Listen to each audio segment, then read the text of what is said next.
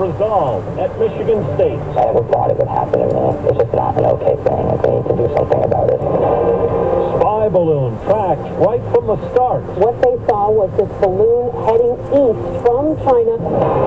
Health concerns after train wreck. There's definitely something going on with the water.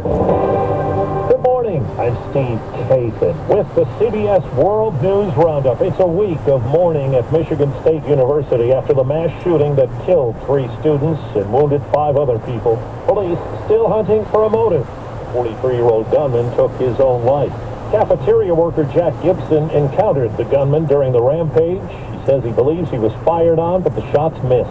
I don't know why I didn't get shot, but I know, like, why none of us deserve that. CBS's Roxana Saberi is on campus. Students killed in the shooting are Ariel Anderson, who wanted to be a pediatrician. Brian Frazier is the president of his fraternity. And Alexandria Verner, an all-state athlete. Iconic human being. Billy Schellenbarger is the superintendent of Clawson Public School, where Verner was previously a high school student. Her kindness and compassion were second to none.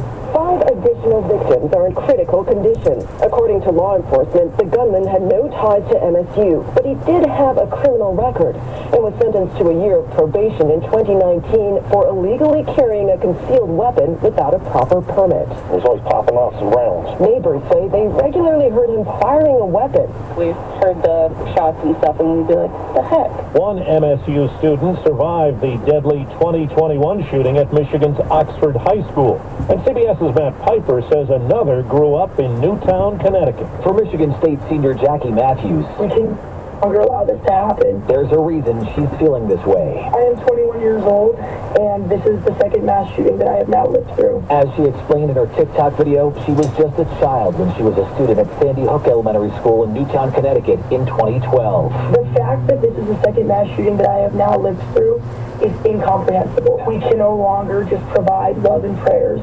It needs to be legislation. It needs to be action. It's not okay. We're learning the U.S. military had an eye on that Chinese spy balloon right from the start of its long journey. CBS's Ed O'Keefe. CBS News has learned U.S. intelligence had actually been tracking the balloon when it took off from Hainan Island off of the South China coast last month. It then started drifting towards Guam and Hawaii before making a northward turn up to Alaska. Officials say it's possible the balloon was blown off its initial course by weather, but they insist the Chinese still had control of it as it came south over the lower 48 states. After the 3 objects shot down this weekend by these U.S. fighter jets, the strongest theory now from the intelligence community is that the objects are benign or just harmless research balloons. Concerns linger in East Palestine, Ohio, after the toxic train wreck and fire earlier this month. Some families who went back to their homes report headaches now, and many are worried about the water.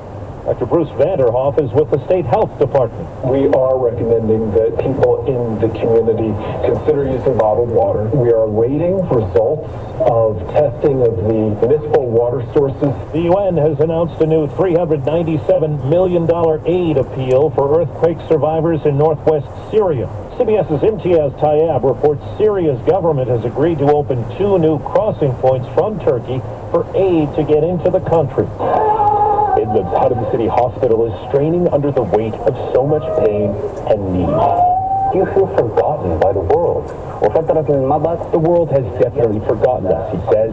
We haven't received aid in a very long time.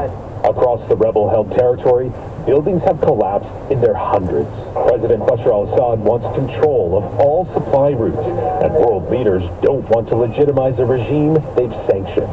The government says retail sales jumped 3% last month, the biggest one-month increase in almost 2 years. 4 minutes after the hour. Well, that's today's news. I didn't hear any good news, did you?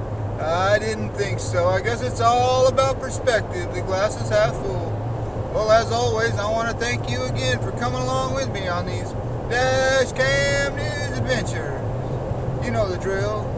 Peace, love, and all that hippie jazz. Praise God, everybody. Bye-bye.